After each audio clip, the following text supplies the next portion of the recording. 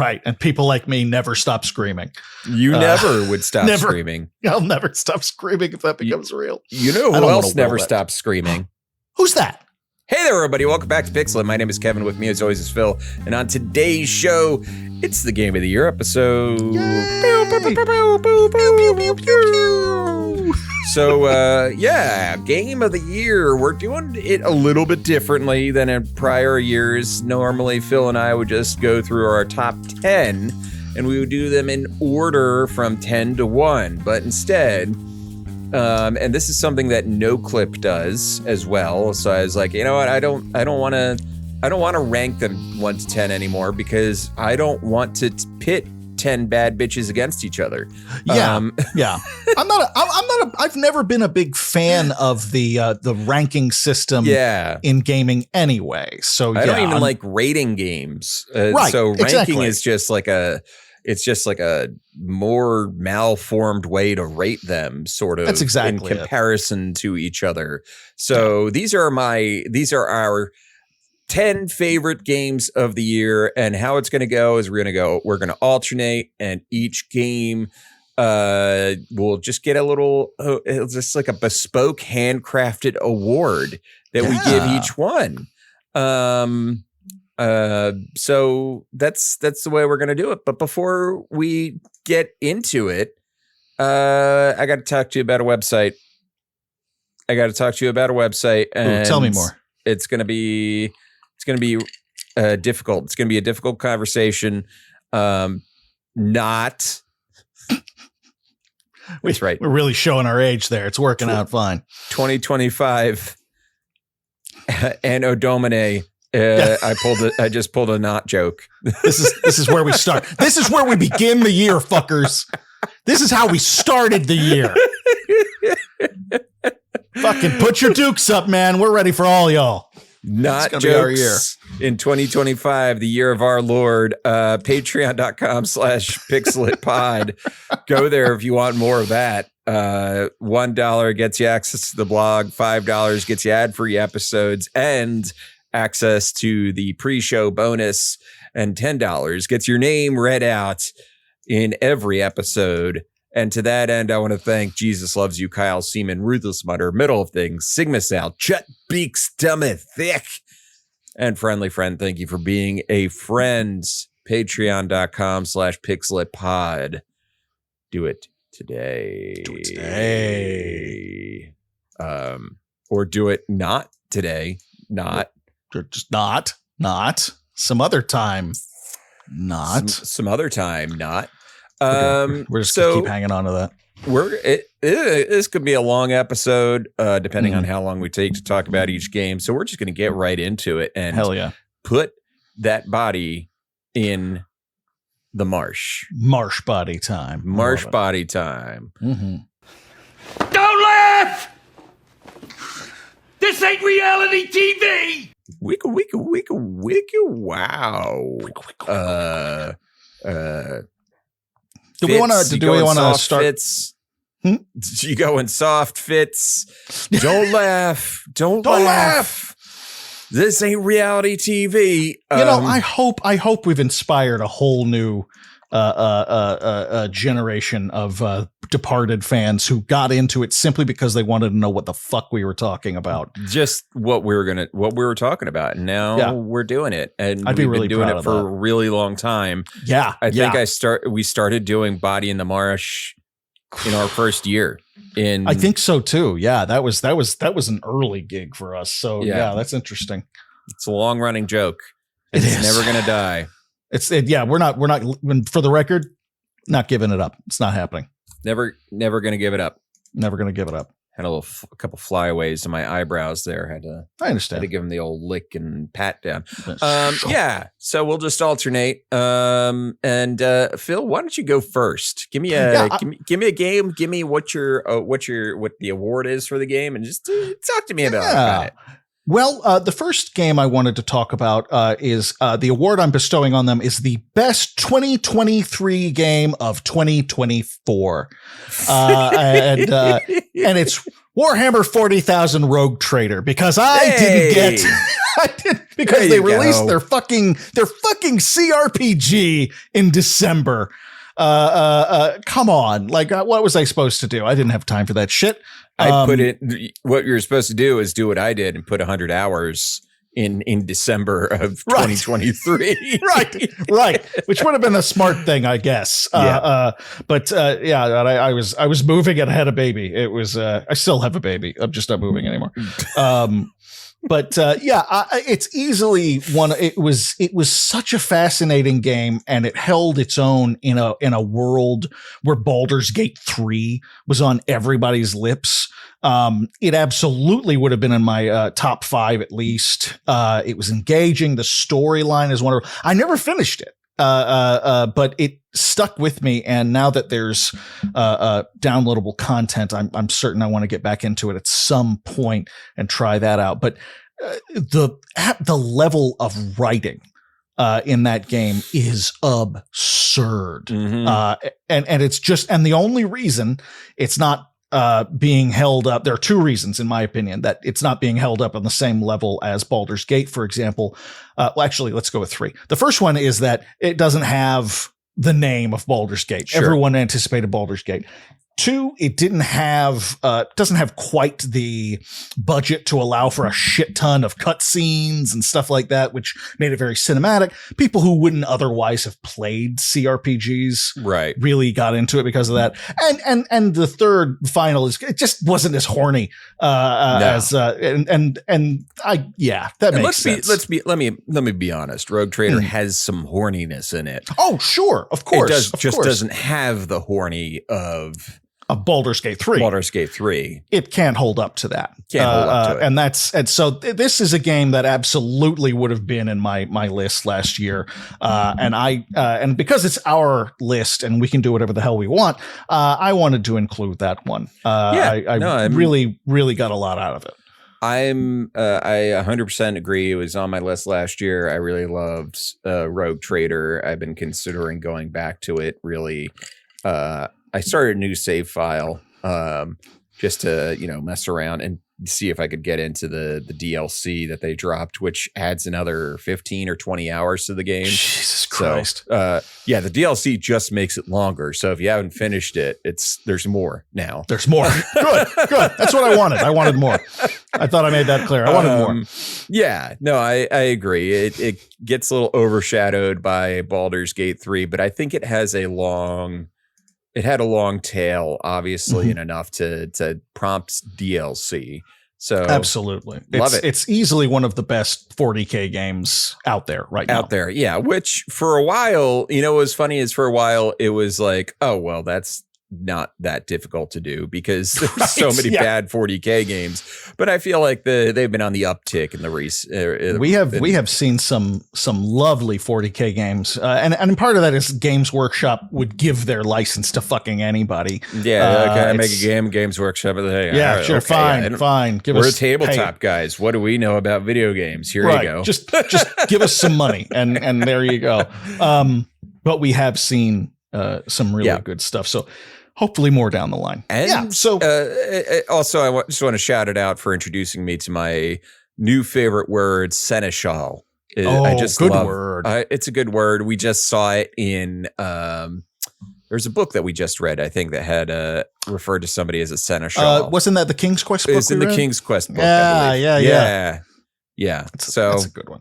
I think that kind of touches on why I love the 40K universe so much, in the sense that it is the dark ages of the future. So it's this perfect balance of medieval fantasy and space opera with spaceships. Right. That's just not something you see all the time, and I love them for it. It's fantastic. Yeah. So that's my that is my first one. Fantastic. All right. Best 2023 game of 2024. All right. For my first one, I'm giving this game was way too overlooked award to Prince of Persia: The Lost Crown. A beautiful Metroidvania game that I recommend everybody get their hands on. It's on Steam now. It wasn't on Steam. Oh, I didn't know that. When it was first released. I believe it was through the Epic Store or Ubisoft Connect or some bullshit. I played it when it first came out. Brilliant Metroidvania, and also I think one of the best things about it was that you had the ability to play the game with all the voice actors speaking in Persian. Yeah. That's really cool. It was that. Is that the name of the Persian language? I believe, but I'm not an expert. Let me Farsi. Yeah. Pardon me. Yes. Farsi. You could have it so that all the characters, so you had English subtitles and all the characters speaking Farsi, which was really cool. The game dove much further into Persian history and mythology and legends than previous Prince of Persia games.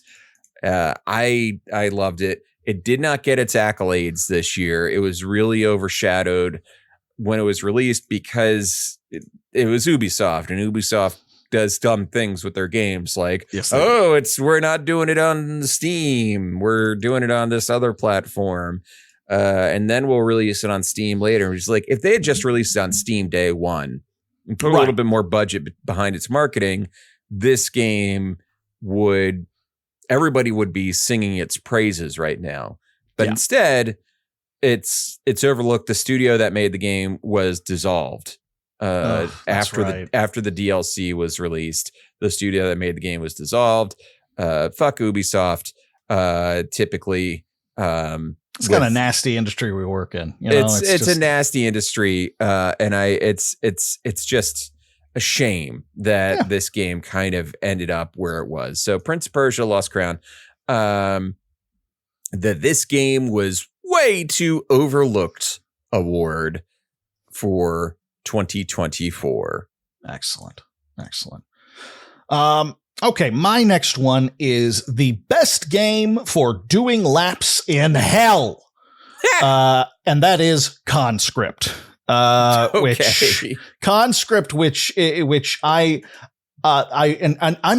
want people to know I'm clarifying this because of the Pixel a Day video that she did about games that people seem to love, but they clearly haven't finished. And I was absolutely guilty of that with Dave the Diver, which was one of her big ones. And so I do want to point out, I did not finish Conscript. I did not. I'm still playing it, for the record. And part of that is why it gets this award. They did a wonderful job of imitating that Resident Evil style survival horror, strategy puzzle combination with an absolutely horrific theme, but the horror is just World War I. That is not common. Taking everyone wants a monster nowadays. Everyone wants zombies nowadays. I get it. I like monsters. But to be able to take just the world and show people this war that happened over 100 years ago and how horrific it was and how nightmarish, and it's straight out of a horror movie.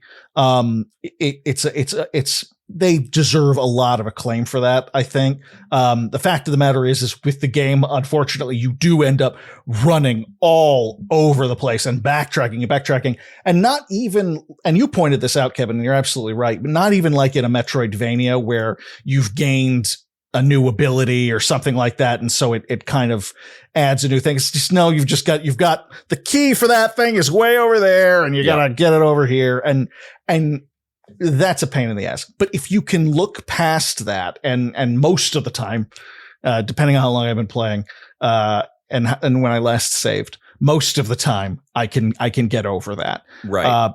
But I will not lie and act like I have not at any point just put down my Switch because I'm playing on it's a really good game for the Switch. Put it down and been like, I just can't with you. Like a girlfriend you're really mad at. And you're like, I need a minute. I need a break. I need to go over here and then I'll come back and I'll love you again. it's just a really interesting. It's a flawed game. It's a super flawed game. But the fact of the matter is the level of atmosphere and story and horror that they're able to pull off in such a tight little kind of 8-bit package, Right. Is really impressive. And I really wanted to recognize it this year because of that. Yeah. Yeah. So that's me. Yeah. Yeah. Best game for doing laps in hell. Conscript. Fantastic. Yes, sir. All right. Next on my list is Still Wakes the Deep.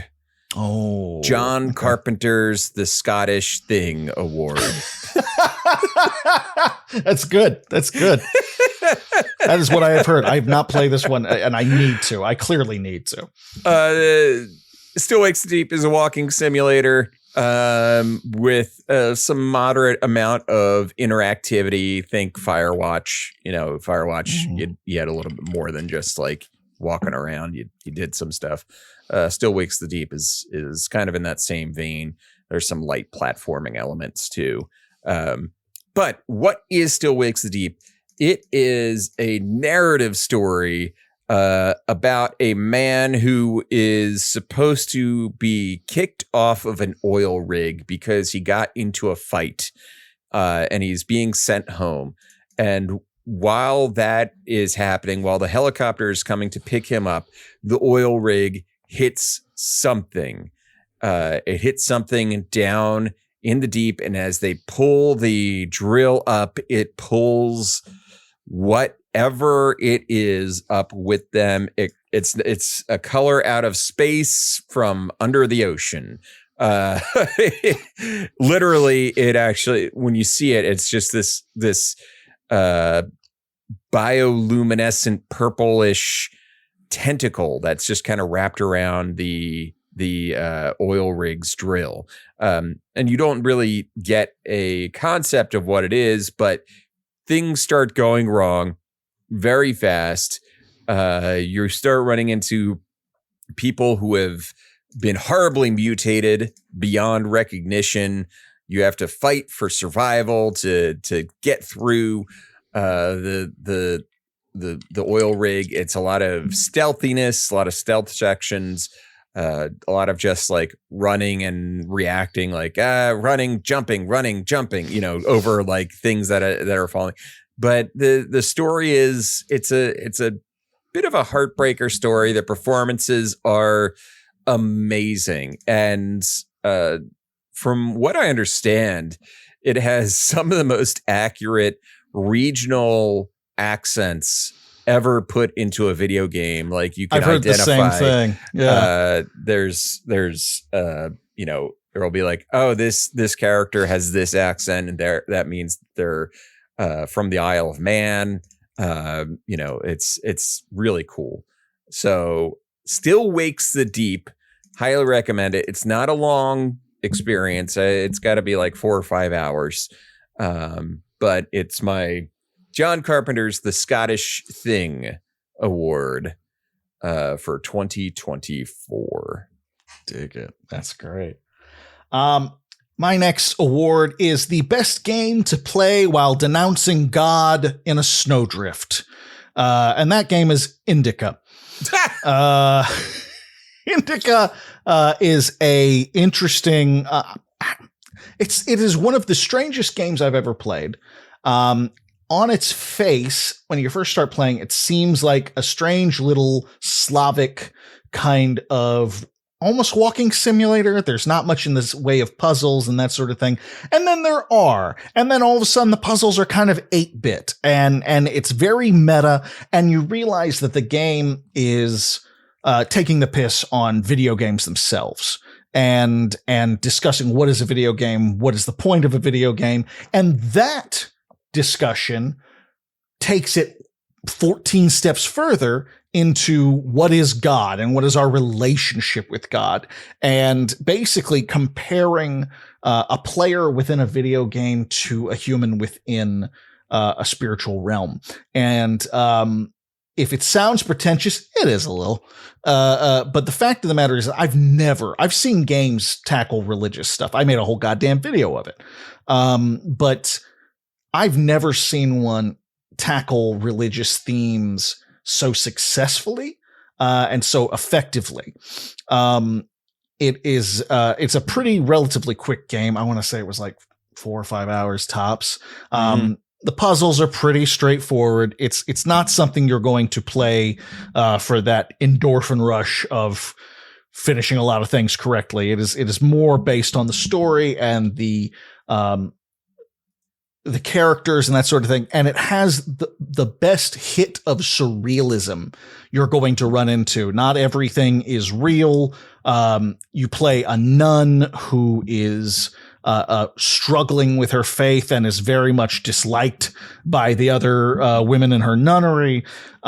She feels infected basically by something dark, and she has a voice in her head that seems to confirm that. And she meets somebody along the way, and it's all about the shades of gray that we all exist in, and morality and what it means. And these are all very heavy topics, and they do it really well.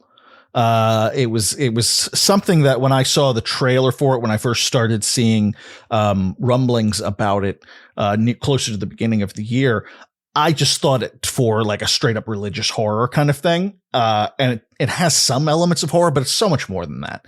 Right. It's fascinating. If you like games that are steeped in religious discussion, frankly, if you like games that are also centered around surreal visuals and that sort of thing, I highly recommend you take a look at this. Indica, the best game to play while denouncing God in a snowdrift. Awesome. So I think my next one will be Lorelei and the Laser Eyes. Oh, gets the Hall & Oates Private Eyes Award. I like it. Lorelei and the Laser Eyes is like, what if you had a Resident Evil game and it was set in a mansion, but you got rid of all those pesky zombies and enemies and quadrupled down on the puzzles and then made the puzzles harder? That's Lorelei and the Laser Eyes. Also, you filtered whatever story is there through about 4 layers of abstraction to the point where I guess you could follow along if you really wanted to, or you could just ignore it. It's up to you. You play a character who has been invited to this mansion to investigate this filmmaker, I believe. And right off the bat, you're solving puzzles regarding, like, I believe it's been a while since I played it, but there's a dog that comes up to the gate, and it's like the first puzzle is like, oh, something about the dog's collar, and you have to look at the number on the collar and then figure something out based on that. You enter in the code, and then it just keeps going up from there as you enter this mansion, and you're finding keys and finding ways to unlock things. It reminds me most of, like, it's almost like you took Myst and Resident Evil and slammed them together. Wow. And you get Lorelei and the Laser Eyes.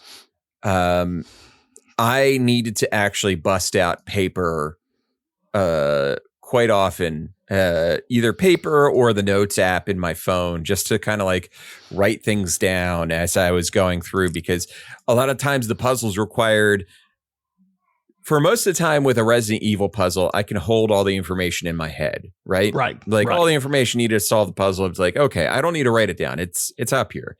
But for Lorelei and the Laser Eyes, it would just exceed that buffer limit of, okay, the information I need to write that down, because it is just a little bit too much. The art style is fantastic. It is kind of like this. It's like monochrome plus red. It's really, really cool looking.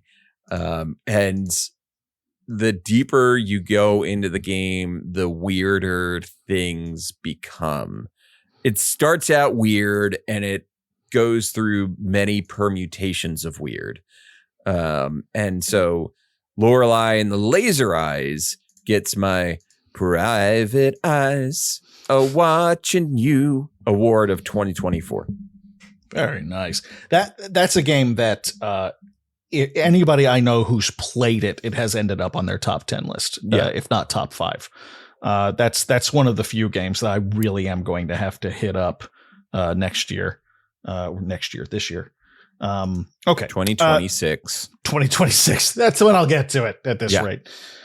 Okay, my next game is Cryptmaster, which wins the Game I Most Wish Was in My School's Computer Lab When I Was a Kid award.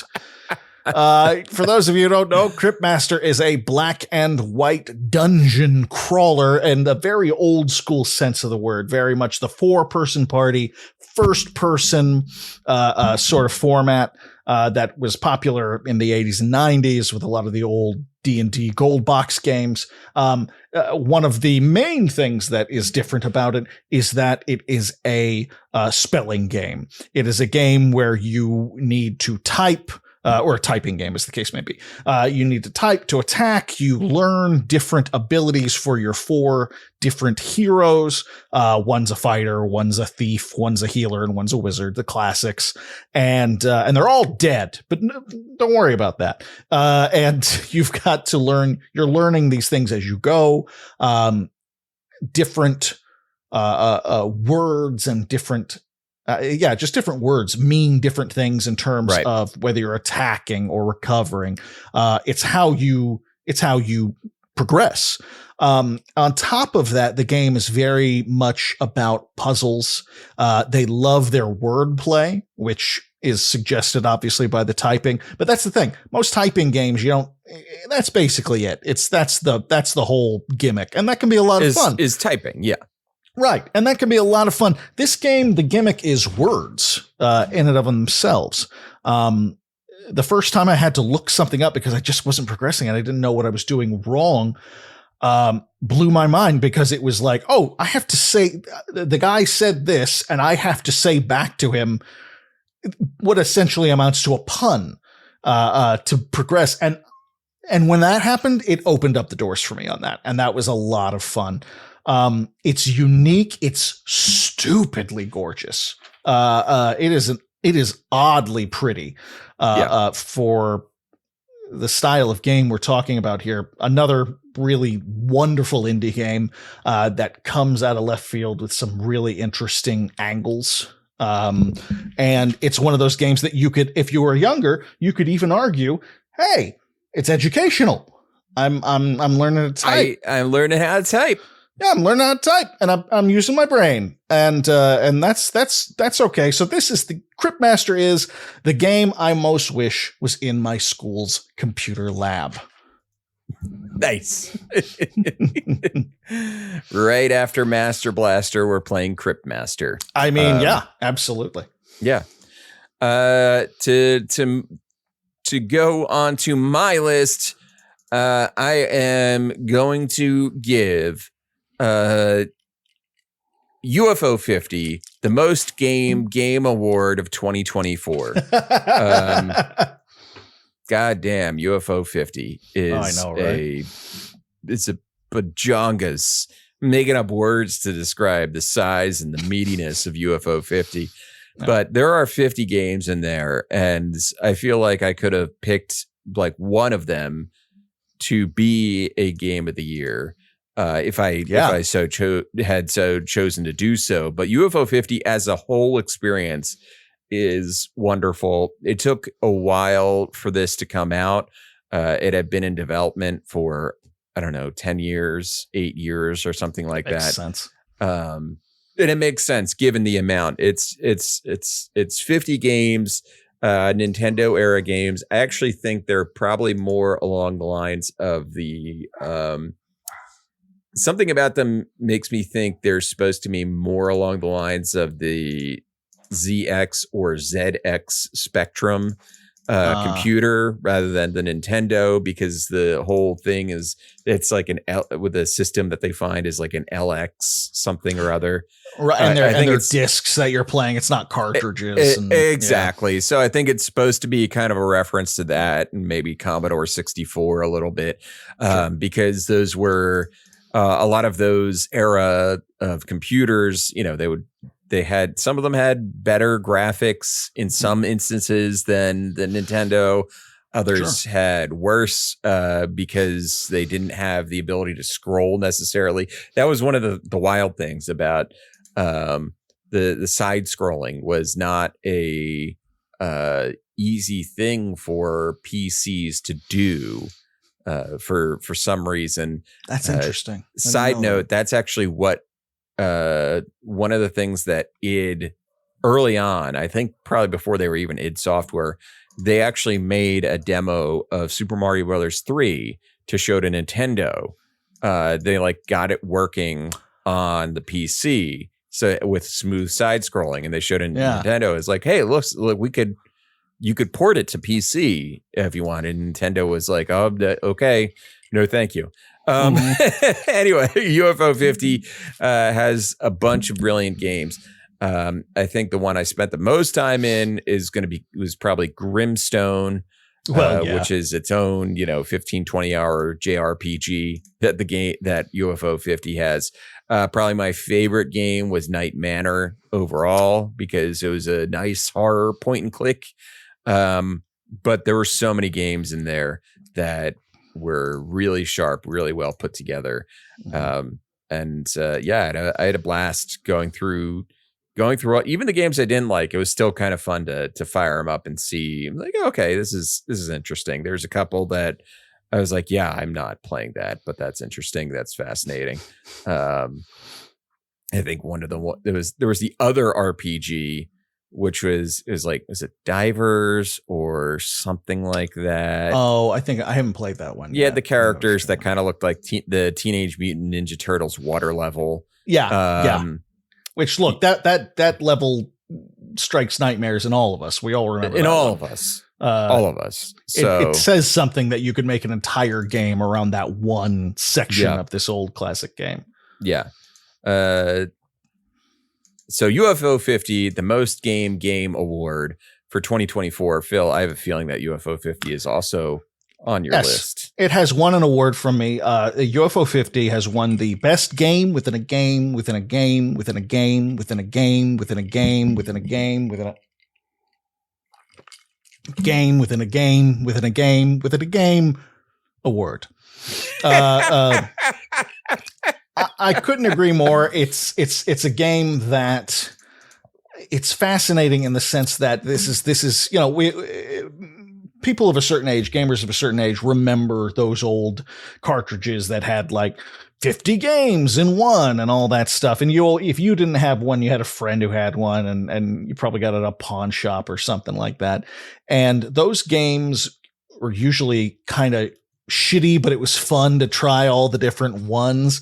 There is no waste in UFO 50. Each one of the games has its own distinct charm to it and its own play styles. There's no repeats. Every game, if you want a horror game, it's in there. And for the record, that was my favorite game as well. The Shadowgate game. It's Val Brace. No. Is it? Night Manor. Night Manor. Okay, yeah. There's a first person RPG as well. And that's an excellent one too. Yeah. And that's the thing. They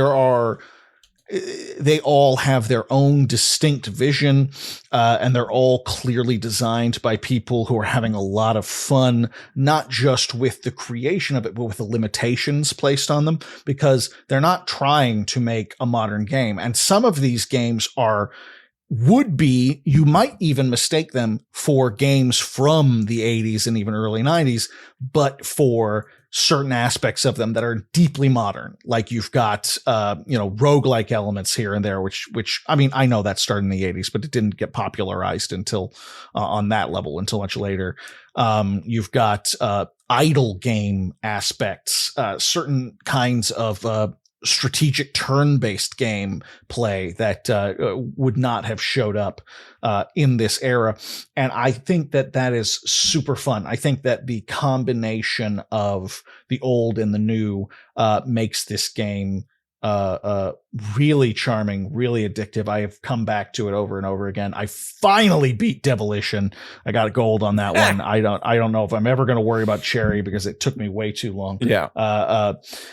It's super fun. I absolutely know for a fact that this is going to be a game for me, like Vampire Survivors, for example, which was my number one year before, 2 right? years ago. Yeah. 2 years ago, still playing. And that is not common. So this is a keeper. This is absolutely worth the time. 100% a keeper. Yeah. Wonderful stuff. So that's my best game within a game. You get the idea. That's I won't put you through that again. Oh gosh. All right. So I'll go again. Yes. And I'm going to give Silent Hill 2 the game for feeling deep psychological trauma about your dead wife and guilt about finding her sexy doppelganger attractive award. I think we've all been there. Yeah, we have all been there. Absolutely. Yeah. Silent Hill 2, it was a game that I had mixed emotions on when I first started playing it, and I warmed up to it more and more as I finished it, and then as I sat with it. The game is a remake. This is the remake of Silent Hill 2 that was originally released in 2000, whatever, 2001. I want to say like that. It's something. It's classic. It's been around for a bit. So you play as the main character James, and you are looking for your wife Mary, who has left you a letter saying that she has gone to your special place, the couple's special place in Silent Hill. And, but whoa, you know that your wife died 3 years ago from that damned disease. So you venture forth into the town of Silent Hill, where waiting for you is an ever-present fog and a few other characters who have decided to go into Silent Hill for the sake of dealing with their own psychological trauma. And as you are adventuring through Silent Hill, you are going to go face to face with all sorts of monsters that are only gently and thinly veiled coding of your issues with sexuality and women and all that stuff. I mean, the most common monsters you see are looks like a woman with or it's a body bag with a woman's legs sticking out the bottom, lumbering towards you. And the other is called the mannequin, and it's just two sets of mannequin legs fused at the waist. So that's a thing. And then, so the designers got my dream journal somehow, is what you're saying. Nice. Yeah. Good. And then Pyramid Head, we all know about Pyramid Head and Abstract Daddy, who is less known than Pyramid Head, but you look at Abstract Daddy in the context that he's in, and you're like, yeah, I know what that is. Anyway, Silent Hill 2.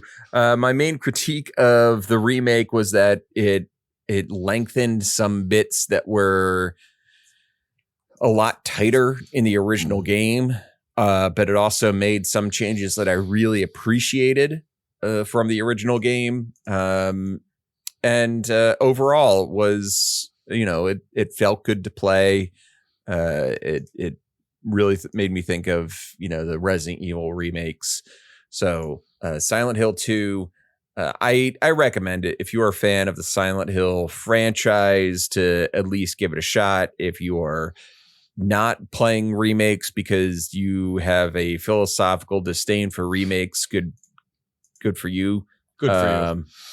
But if you are playing remakes, then go play it. Go play Silent Hill 2. But I will say I recommend playing the original first, which you can do on the PC.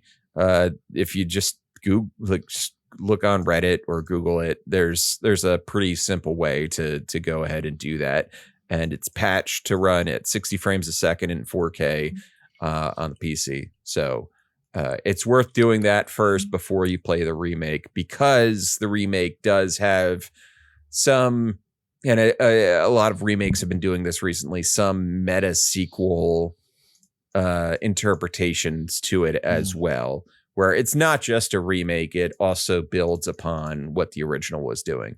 So Silent Hill 2, the game for feeling deep psychological trauma about your dead wife and guilt about finding her sexy doppelganger attractive award.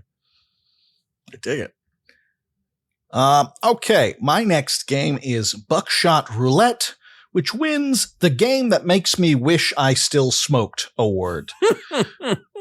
Buckshot Roulette had kind of a very quick, I wouldn't say flash in the pan, but it was one of those games that every Twitch streamer that you love to hate was playing. What it comes down to is it is a game of Russian roulette with shotguns played against someone in the most horrific mask you've ever seen in your life. There are power-ups and all kinds of different stuff that you can get that will increase your odds or decrease their odds. You also get a look at the shells before they go into the shotgun. Some of them are blanks, some of them are live, and so each turn you get to decide whether or not to point the gun at yourself or at your opponent. And it's a very simple game. It cost a few bucks. And I thought that it was incredibly clever, bone-chilling, frankly. The world that you're in is so just... It kind of made me think of Silent Hill a little bit, where it's just this weird, melty, horrible Eastern European version of, Eastern Bloc kind of version of the world we live in. It's very bleak. It's very interesting. And it's one of those games that, as I was playing it, there would be that I haven't had a cigarette in several years, and it would be this thing where I was just the stress level. You're just like, I want to play this and have a smoke, right, because that would help me. And it doesn't help that one of the power up items you can get is a cigarette. Yeah. So, there isn't much to say, but there have been some updates that have come out that I have not checked out just yet. But it still lives and it's still getting expanded on. Oh, that's cool. Yeah, it's really cool. It's really neat to see. And it's and for a game that costs a few bucks and can really, it's entertaining, but also very disturbing in all the right ways. It's like a really good Saw level indie horror kind of experience, and I highly recommend it. So that is Buckshot Roulette, the Game That Makes Me Wish I Still Smoked award. Fantastic. All right. Next up is a game that I mentioned was probably my game of the year on the Video Game Apocalypse end of the year, Game of the Year episode. So to mouthwashing, I give The Old Dogs Laughing and Snarling on a Waterbed Floor, Mocking the Moon for Daring to Show Its Face award. That's good. That's really good. That's good. Mouthwashing is a narrative walking sim style game with a fun and unique, it's like a PS2 style art style. You play as multiple point of view, 2 point of view characters to be specific. The bulk of the story takes place on a crashed spaceship after the opening, where you as the captain crash the spaceship and then you are stuck on the ship is crashed onto like an asteroid or something like that. It's just landed on an asteroid, and you're running out of food, and the only thing left to do is to open the vault to what the ship was hauling, and it was so much mouthwash. High proof mouthwash. And things get really silly and just straight up bummers. It's a horror game, but I think it's a grief game. It's a game that makes you feel things way down in the deep of your bowels. It makes you feel all sorts of emotions regarding regret and grief and forgiveness and depression and ennui.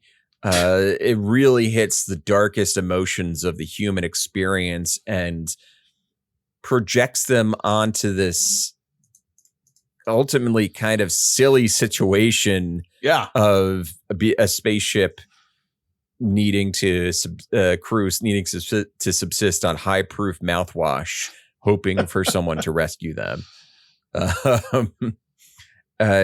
don't want to talk too much about the game so that we don't give it away. Some of the stuff that happens in the game, but it is some of the most brilliant writing I've ever experienced in a game. I mean, obviously it only lasts maybe 2 to 3 hours, so it doesn't have to write for a really long time, but it writes it. Those 2 hours are poignant as fuck.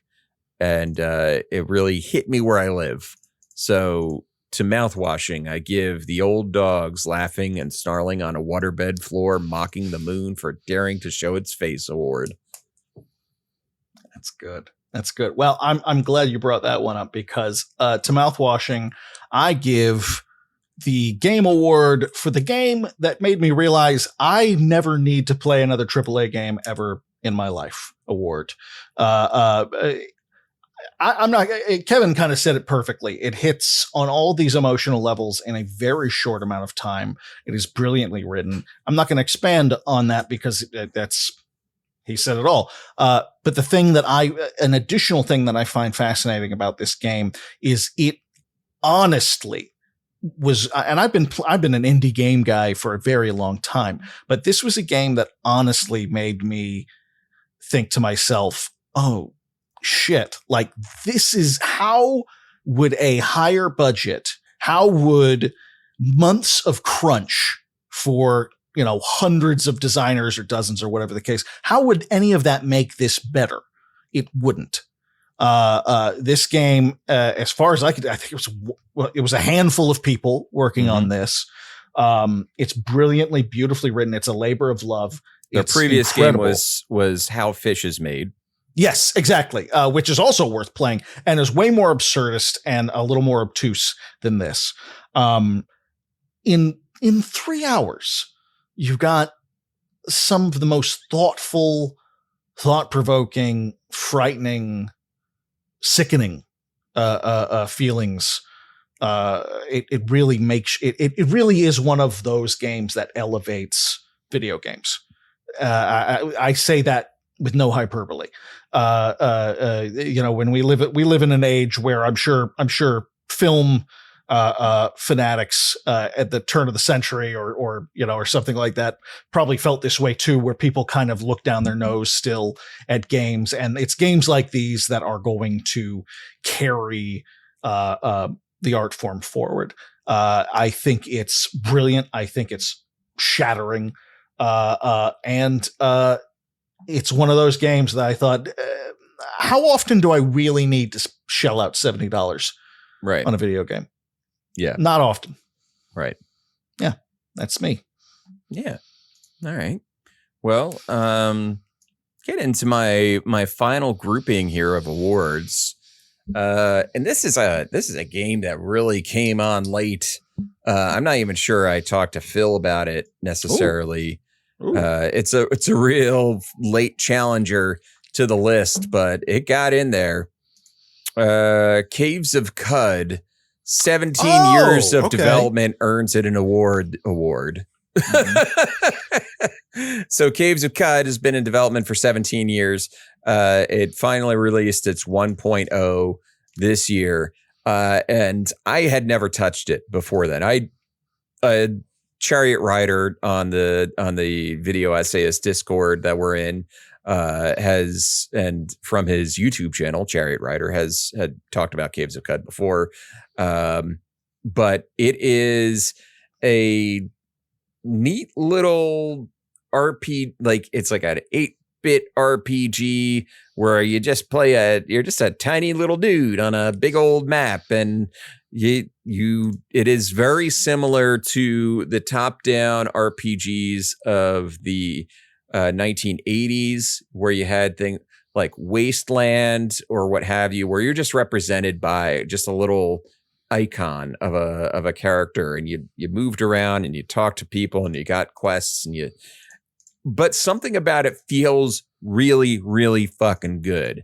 It feels really good to play, which is not something that I can necessarily say for those old games, because I have gone back to play some of those old games, and the systems and the way things interacted with each other just felt so obtuse or obscured behind a curtain. Like, I remember playing Wasteland and be like, I don't actually know what I'm doing here. How do I beat these other enemies? And one of my characters died. What do I do? And I'm sure back in the day there would have been a manual to help me, but the way Caves of Cud works is you just get in, you start playing, you can customize your game however you want. You can you can turn the difficulty all the way down the story, and you're able to just kind of go through and beat all the quests. You can do it as a roguelike, where once you die, you have to start over. Or you can do it in I'm playing like traditional RPG mode, where it's basically it saves at towns. Like every time you go to a town, it saves your game, and then you're leveling up as you kill things, and you're finding loot and finding gear and all that stuff. It's a blast to play. It really came out of nowhere. I think some of the things that I like about it are the music. It's got this real neat ambient music track that just really sets a good vibe to just sit down and be like, oh yeah, I'm going to play some Caves of Cud today. And the other thing is it has this option called Auto Explore. So you go into like a screen, because each of every like you go screen by screen as you're adventuring through the world. You go into a screen, and you can, if there's no enemies around, you can just click Auto Explore, and your little dude will just start like running around, like filling out the map in that screen. I like that. Oh, that's cool. And like you could just like, all right, I'm gonna read a book and listen to music while my dude is doing the auto exploring thing. That's super cool. All right.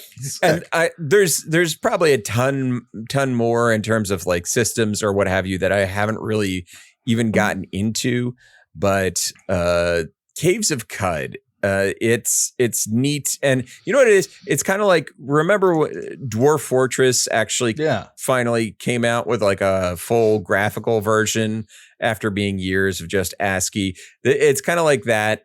But Caves of Cud is more for the it's Dwarf Fortress for the RPG player, whereas Dwarf Fortress is much more of a simulation, like a sim, basically. Right. Caves of Cud is that, but for RPG players.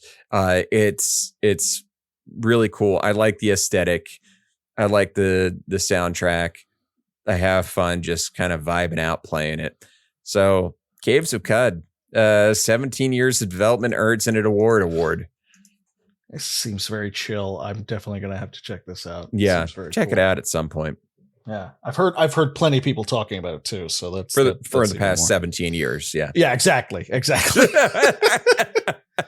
Okay, Is that 2007? I want to say it started. that's insane. Not just that it's been that long, but that 2007 is 17 years ago. Yeah, I'm and not a 3 big fan of 3 that, years we'll have known each other for 20 years. Jesus Christ, awesome. I mean, that's great. That's great. great. the days have gone by so fast. But Jesus Christ. It's been a long time since we were in comedy writing class together. Yeah. Okay, excellent.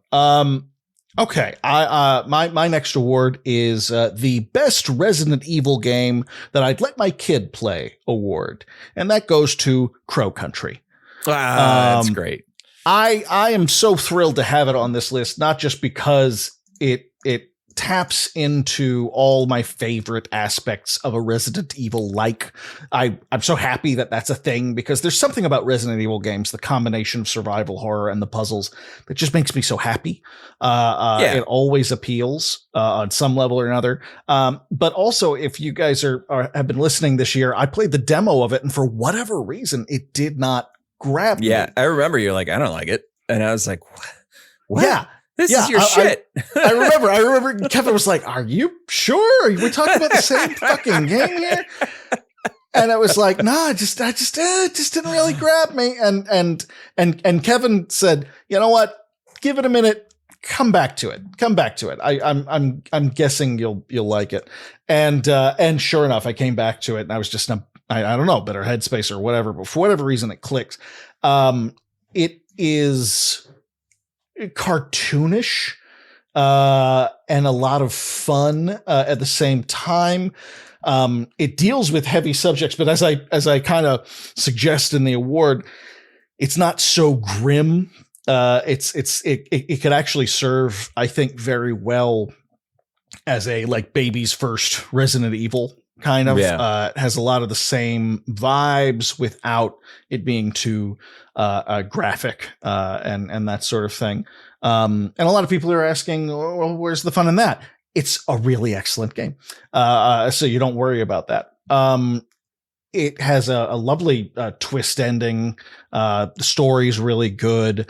And the gameplay is familiar in all the ways that you want a game like this to be when you've played the originals and that sort of thing. Kevin mentioned before with Silent Hill, how we're looking at Capcom just coming back not coming back. They never left, but these remasters. Don't call to come back. Yeah, exactly. Yeah, definitely. And it's kind of amazing how they're taking these classics and not just putting a new coat of paint on them, but reinvigorating them. And this feels a lot like it's in tune with that. This is exactly the sort of old school style Resident Evil kind of game you want next to your remakes of 3 and 2 and all that shit. It's and 4, frankly. It's wonderful. It feels nostalgic in a really lovely way. But it's definitely good on its own merits. On top of that, it's not just a really good copy paste. Although I'm not going to act like that isn't a factor. But it just feels good. It has its own vibe. It has its own charm and style. Frankly, this very polygon based. It looks like you know what it looks like. It looks like the Final Fantasy VII overworld characters. They're kind of blockiness, like that's spheres and pegs and absolutely. It's absolutely worth a play. It doesn't hurt that it's less than a movie theater ticket to buy. It's a really solid Resident Evil style game, and that is right up there in my needs as a gamer. It's one of the only AAA franchises I'm still interested in. So there you I'll take the opportunity. I didn't put Crow Country ultimately in this list, but I will echo everything Phil said. Crow Country. If I wasn't trying to vary up the types of games that I had on the list. Crow Country, honestly, it's like Crow Country and Hollow Body, and I could have just put survival horror games on the list, but trying to mix it up a little bit. But Crow Country, 100%. I echo everything Phil said. Absolutely.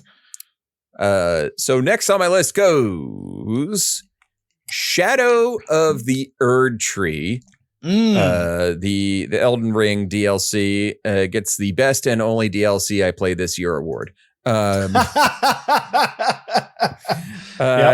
you know what? I had made the decision to put this on my Game of the Year list before the Game Awards had made their decision.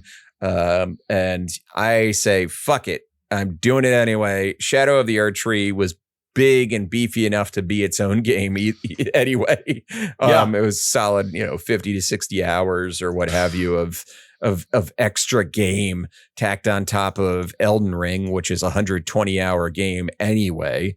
Yeah. So Shadow of the Erd Tree, just a nice, brilliant little extension. It's more Elden Ring. Elden Ring won my Game of the Year when it came out. And it's a brilliant little story told in its own land, basically.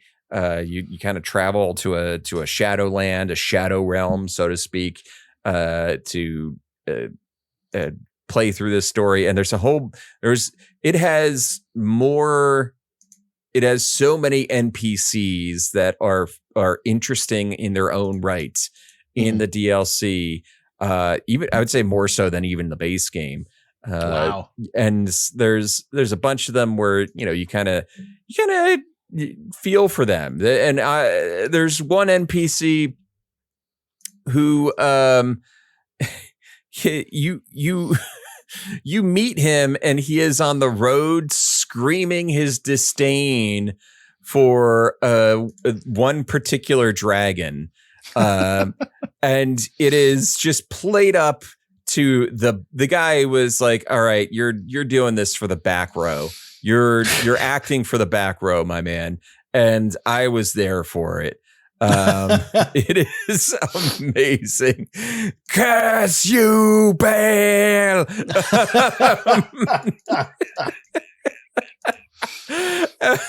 And you can summon him for the boss fight against that dragon, but you got you. Come on. It's just amazing. It's like this guy's like already has become one of the top FromSoft NPCs of all time. And he in terms of screen time, doesn't have a huge amount of screen time compared to others, but just the fact that we have this guy screaming at the top of his lungs at all times, he like cursing this dragon, or Drake, I believe, technically. Because let me tell you, there in the Elden Ring world, you better believe that there is a difference between like drakes and dragons. Oh, okay. And like, oh, well, whatever. I mean, like, no, the drakes and the dragons fucking hate each other.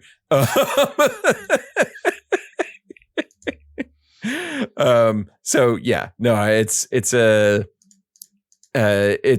fun, it's a fun light 50 hours that you could just cram it out in a Sunday afternoon. You don't have anything else to do. Fire up Shadow of the Erd Tree and fold time in half so that you can fit it all into one day.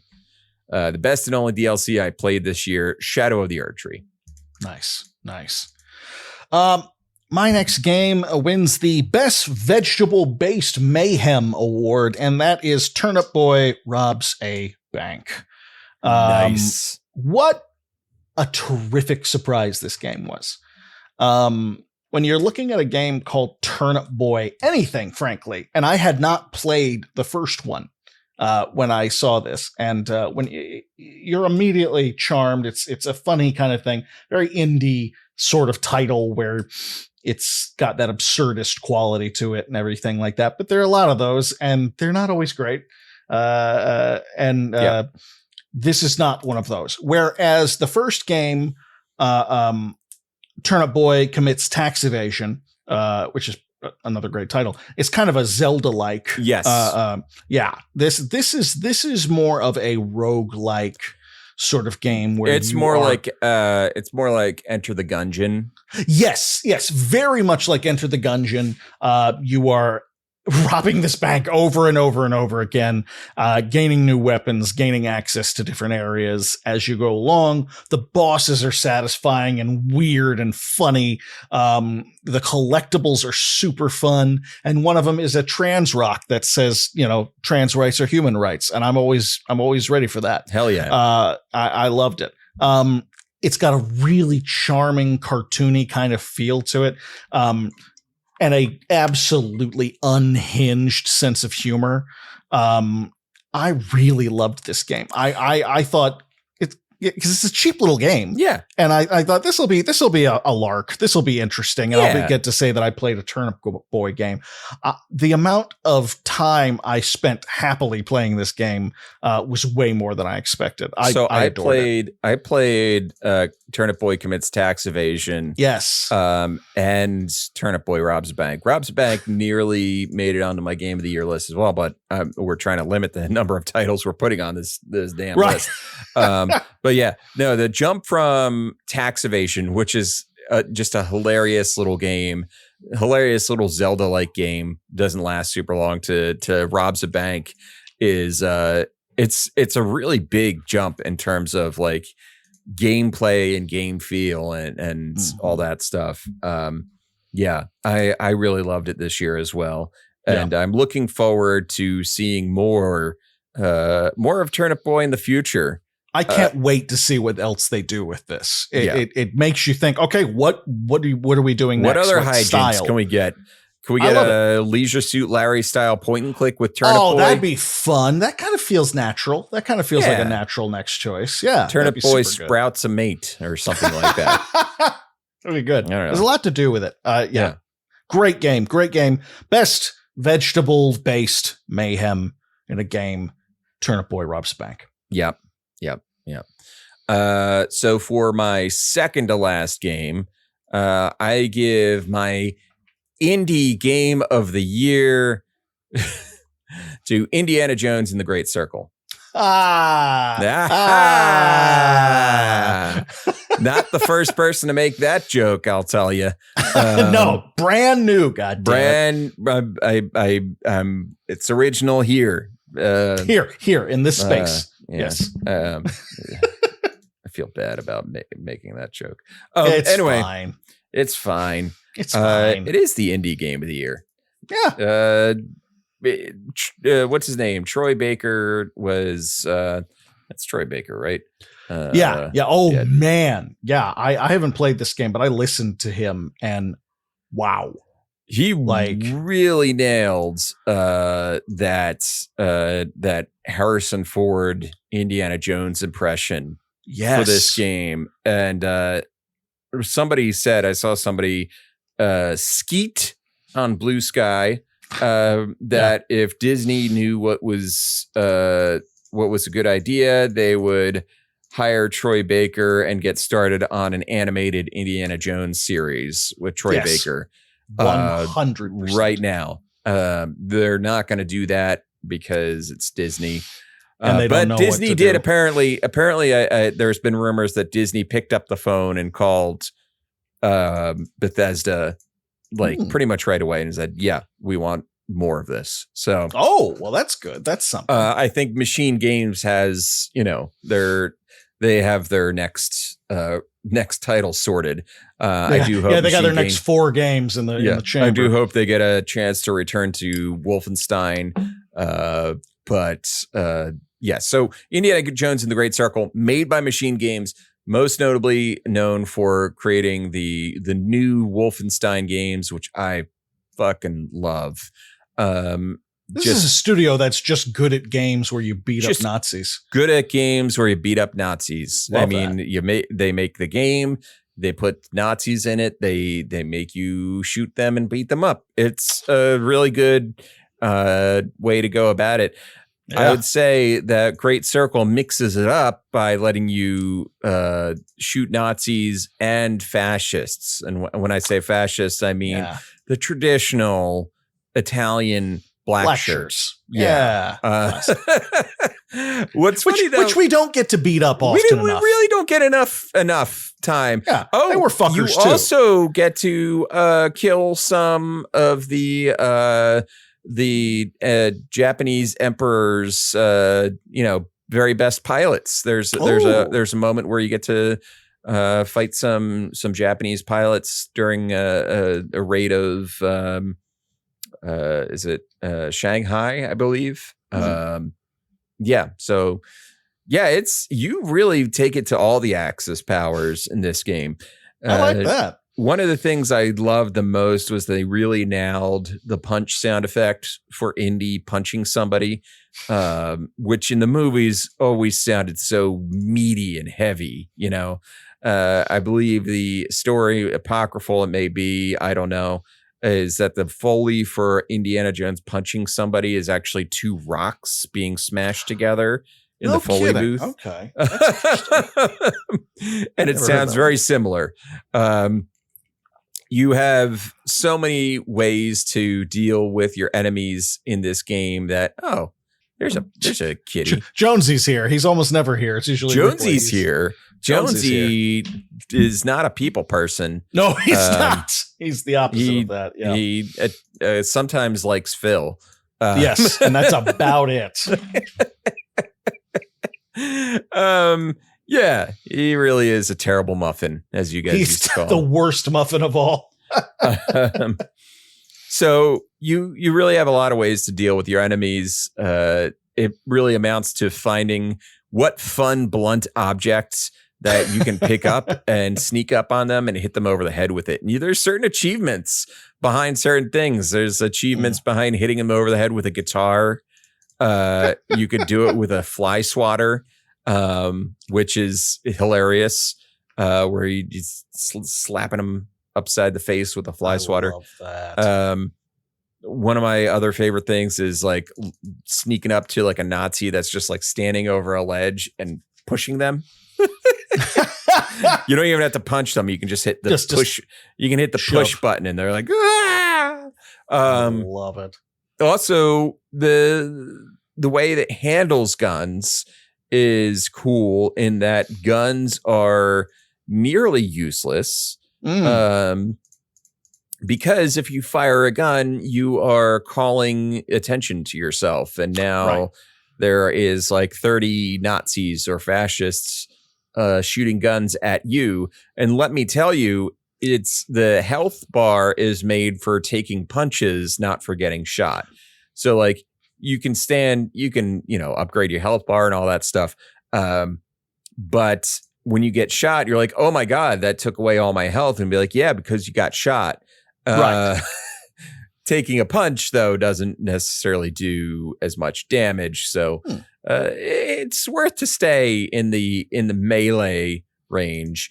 Also, there's a lot of fun you can have with the whip. You can whip guys, you can whip weapons out of guys' hands. And the whip is used for a lot of fun traversal stuff, like swinging across chasms, all the fun stuff that you would do in an Indiana Jones game. The game takes like 20 or so hours to beat. And it's also like a little bit of a collectathon. Like you can go through and and it feels so good to like just collect things because it gives you a little. That's the whole point. That's the whole point. It ups your adventure score. That's nice. That's nice. And you use the adventure points to upgrade your stats. So you do more damage on punches, you do more damage with guns, you get better health regeneration, all that kind of stuff is upgraded with adventure points by like read a book and and you spend the adventure points on that book and then you upgrade I love that. The bookworm in me cannot get enough of that. That's so wonderful. There's books in each level. There's like 7 levels total, but there's 3 huge levels and then there's like 4 smaller levels. There's like books in every level to be found. and each of them does something else. Like one of them allows you to have a second chance if you are in Indiana Jones costume mode, like regular clothing, right? Yeah. If you're not in disguise, you're in regular clothing, and you get knocked out, you can get a second chance by crawling over to your hat and putting it on, and a little cutscene of Indy standing back up and putting his hat on plays, and then you can continue fighting. I love that. So it's great. I loved every minute of it. It was a blast to play, and I'm really happy for Machine Games' success with the game, because I know there was a lot of people who were thinking that it was, they were worried that it was like, oh, is it just going to be an Indiana Jones shooter? And it turned out that they really understood the assignment of what makes Indiana Jones work. And I'll be honest, the story itself is like, oh, this actually, even more so than the last two, much more so than the last two Indiana Jones movies, really understood what makes Indiana Jones work as a story. And that is, obviously there's some spectacle, but not relying on it too heavily, and really focusing on the character moments and the humor and all that, and just the adventure of discovering things. So yeah, Indiana Jones and the Great Circle, my indie game of the year. That seems so much fun. I feel like we're going to see a lot of really good DLC come out of that game. Yeah, there is going to be a DLC already planned. That like they announced, like if you did a certain pre-order, you'll get the DLC already. It's like the Footsteps of the Giants, because there's a subplot, and I have to say, R.I.P. Tony Todd. Tony Todd plays one of the supporting characters in the game, a giant by the name of Locus. And he does a great job with it. And I believe the DLC has more to do with the giants, because a lot of it has to do with like the concept of like the Nephilim, and things like that. So anyway, but yeah, there's a DLC that's supposed to dig further into the giants. Love that. Okay, that's cool. Okay, I've got my second to last one here. It is the Game Award for the game that takes a tired Twitch trope and makes it good, actually. And that goes to Pacific Drive. Oh.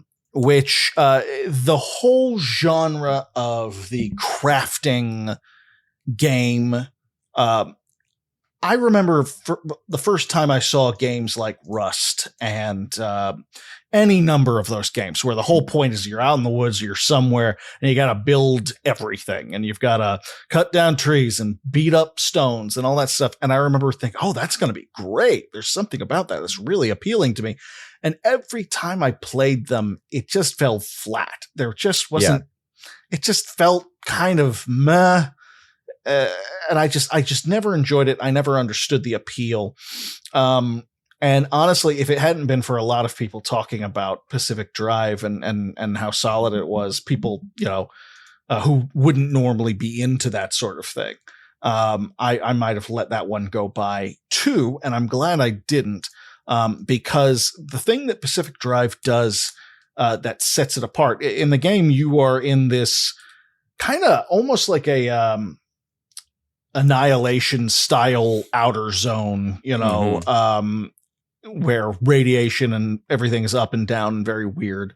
And you've got this car, a station wagon that you have got to adapt and upgrade, and you are connected to it in a very real sense.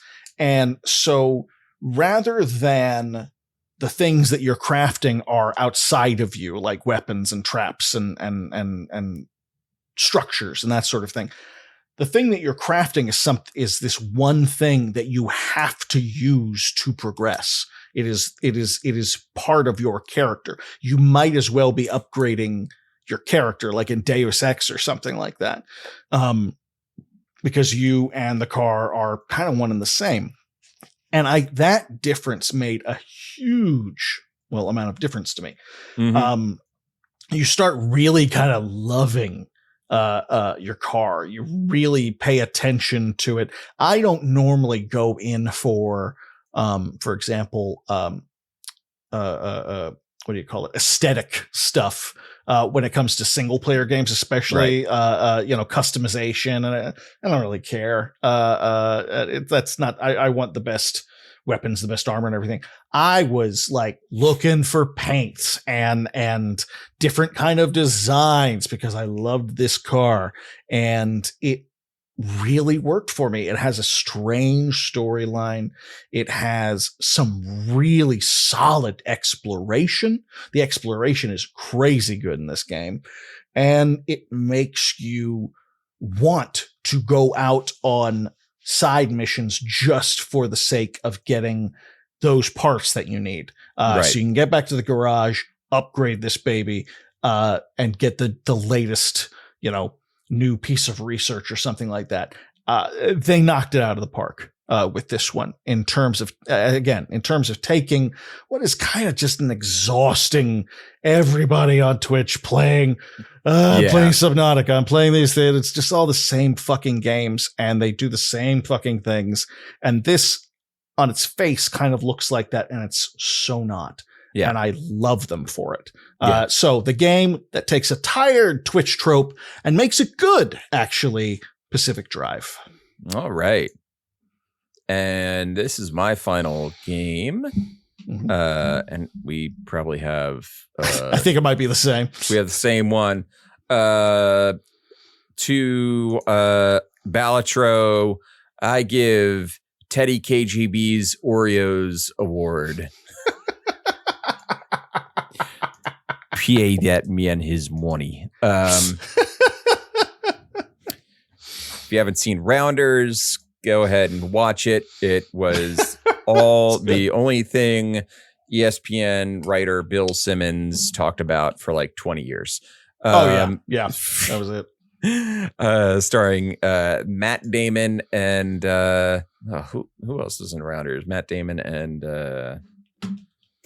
wasn't Edward Norton. It was Matt Damon and Edward Norton. And Teddy KGB was played by John Malkovich. John Malkovich. Thank you. That's what I was looking for. Yes. Yeah. About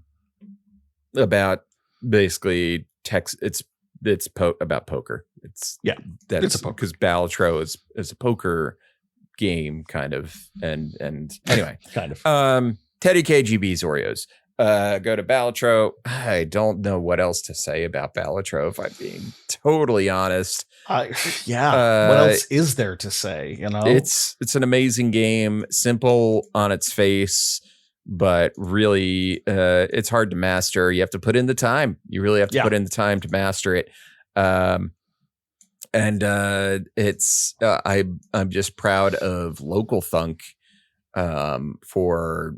He has been getting all these accolades over the year, and it's amazing that the guy has went from just fucking around and making games for fun for his friends to making the game that pretty much defined the year for a lot of folks. And it was released towards the beginning of the year, and it really just loomed large over everything. For the rest of the year. That's right. It was really near the beginning of the year. It was really near the beginning of the year. And it didn't win at the Game Awards, but it did win a few. I think it won a few categories. But yeah, Balatro, just an amazing little game. If you haven't played it, it's poker. Poker meets solitaire. And you use jokers, different kinds of jokers to modify how your cards get scored. That's kind of the way it goes about it, and I love it. Yeah. Well, I also had I call it Balatro. And it's the same game, but it's the same game. It's the same game. But I gave it the best Skinner box like of the year award. because this is a game very much like Vampire Survivors, where I love it, and I had so much fun playing. I'm playing it literally right now. I have so much. It's possible to do it. I have so much fun with it, and like Kevin said, you put in the time. It was a fun game to play with my son, who would just sit on my knee and enjoy it the same way I could. We could, hang out together and play a game, and it was really nice. It takes a very simple idea, and it's that, easy to learn, difficult to master kind of thing. Yeah, totally. And just like Vampire Survivors, it makes me question constantly after I play it, was I really having fun, or was I just going for the dopamine pellet? I have no idea. I don't know if that matters. Because the fact of the matter is that I still really enjoy it. It still brings a smile to my face. There are design elements that are lovely. It's a great game, and the designer who made it, like you said, he should really be proud of how much, how far this went. For a game that was like what, $250, something like that. It's pretty cheap.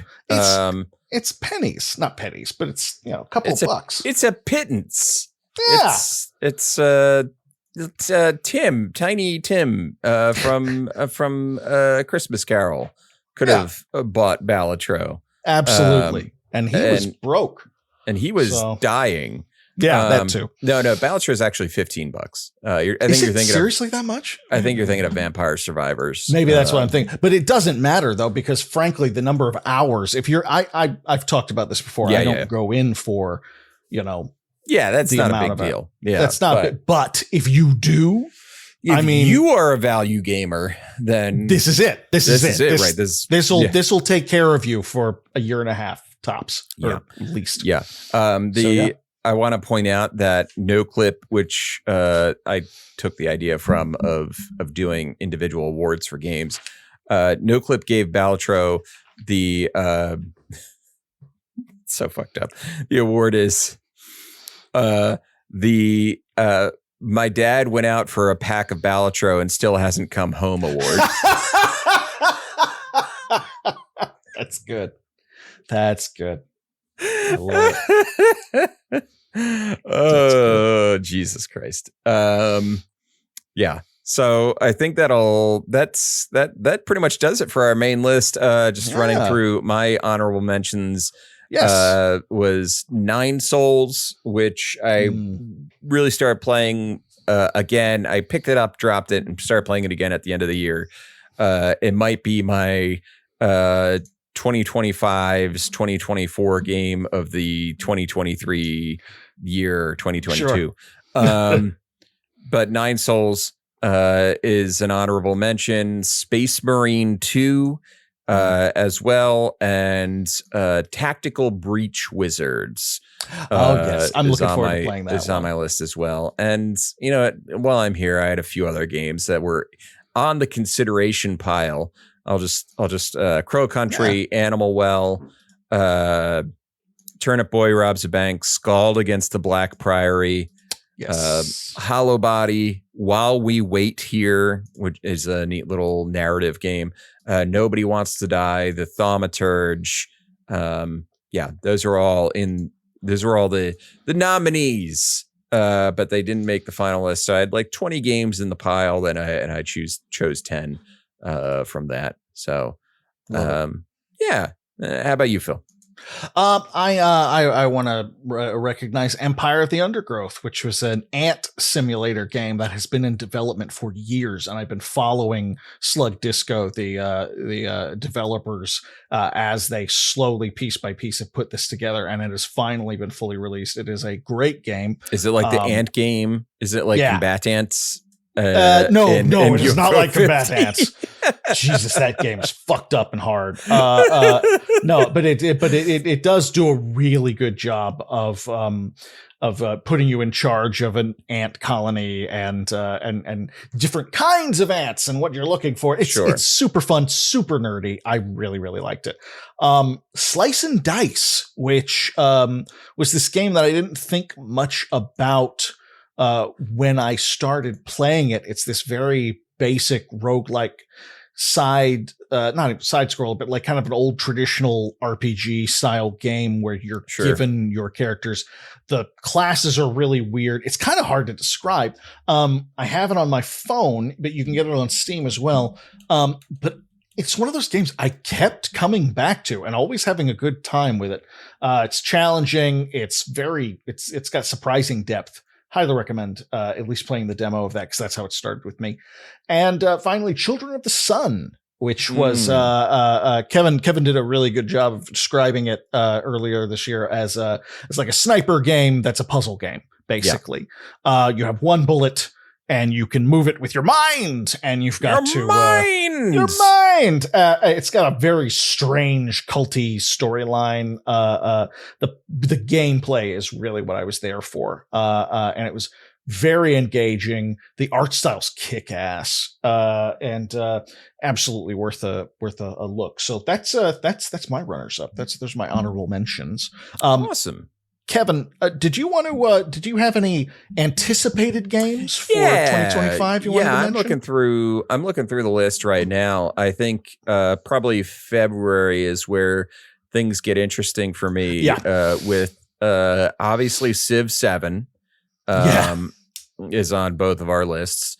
Avowed looks that does look good. Yeah, that's an Obsidian game, an Obsidian role-playing game, so I'm for it. Suikoden 1 and 2 remaster are coming out in March, and those are two of my favorite games of all time, so I am in on that.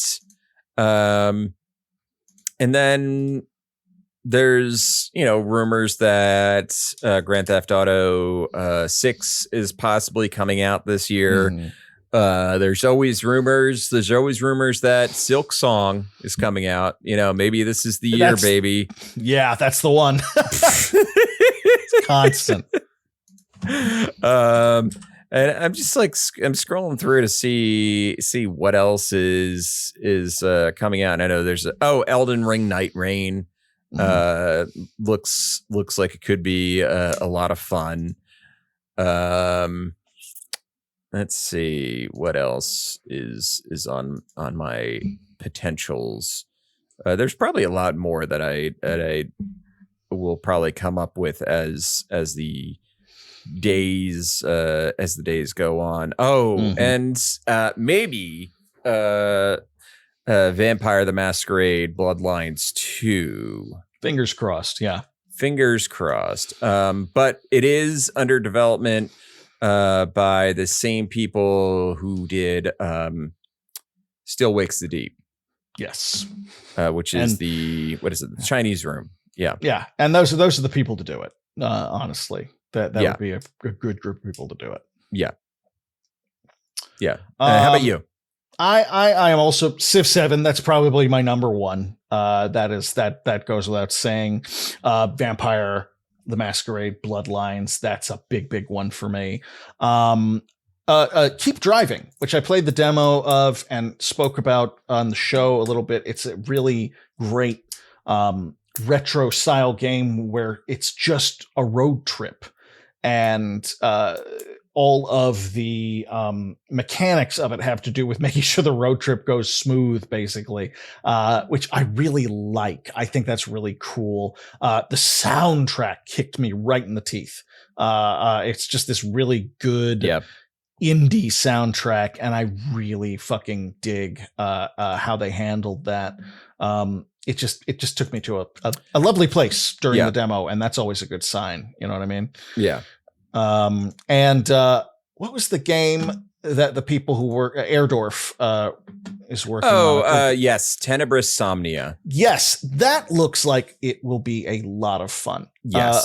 It's it's got a similar crazy ass vibe to Faith and all that, and the aspect of incorporating live action film and that sort of thing. I love that. It kind of takes the place of the rotoscope sort of thing that they did in Faith, and I think that's super cool. So I don't know if that's coming out this year. I'm hoping it is. I'm also wishing against hope, naively maybe, that college football will come to PC. Yes, that apparently was a system seller, but not for me. I just can't justify buying a goddamn Xbox for college football. As much as I love it. I've heard it's great. I've heard it's a great game.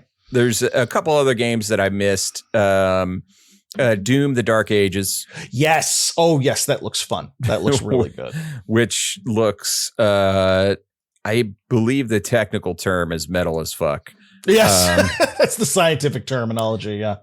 The description on the store page is in all caps, "You are the super weapon in a medieval war against hell."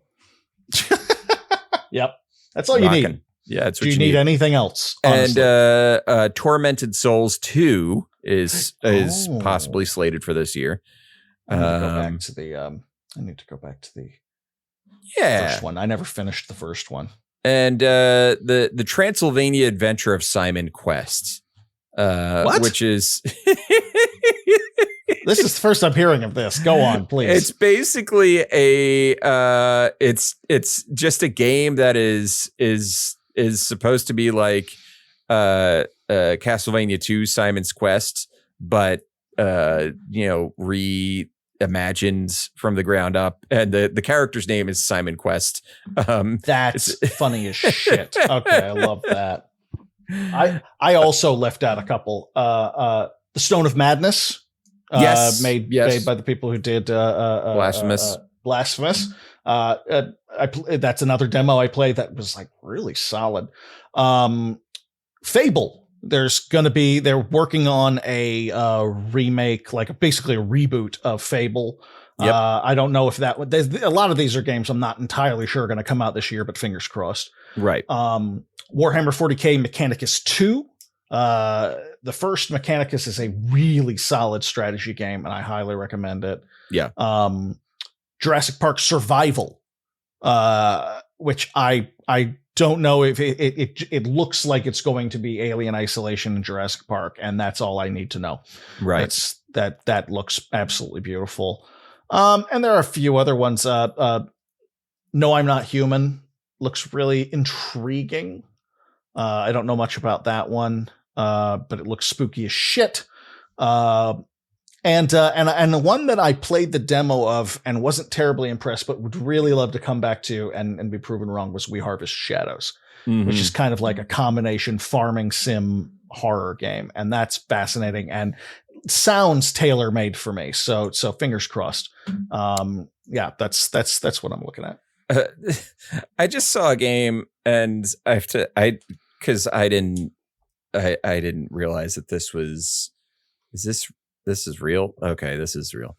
There's a new game in the Like a Dragon series because fucking Sega. Right. Anyway, Like a Dragon, Pirate Yakuza in Hawaii. Oh, for God's sake. Okay. All right. Yep. I wanted to play that one anyway. I heard that was really good. You wanted to play because the series has been renamed from Yakuza to Like a Dragon. Yeah. So it's like all the games forward are going to be like a Dragon subtitle. And now it's the new one coming up in February is Like a Dragon, Pirate Yakuza in Hawaii. I love it. That could be their Black Flag. Basically, that could be really interesting. Why not? Fuck it. Fuck it. Anyway, that'll do it for tonight's episode. If you want to follow us anywhere, follow us on Blue Sky, Pixel Pod on there, or you could follow us, Phil or myself individually there. I'm kevin.pixelitpod.com, and Phil is Phil makes monsters. Monsters. Phil makes monsters .bsky.com. So go ahead and follow us there. Shout us out if you want to talk about our games of the year. But an even better way to do that is to hop on our Discord, which you can find through our Patreon page, patreon.com/pixelippod. Thank you so much for listening. Thank you so much for a wonderful 2025. And here's to kick-ass. Thank you so much for a wonderful 2024. And here's to a kick-ass 2025. Slouch. Have a good night.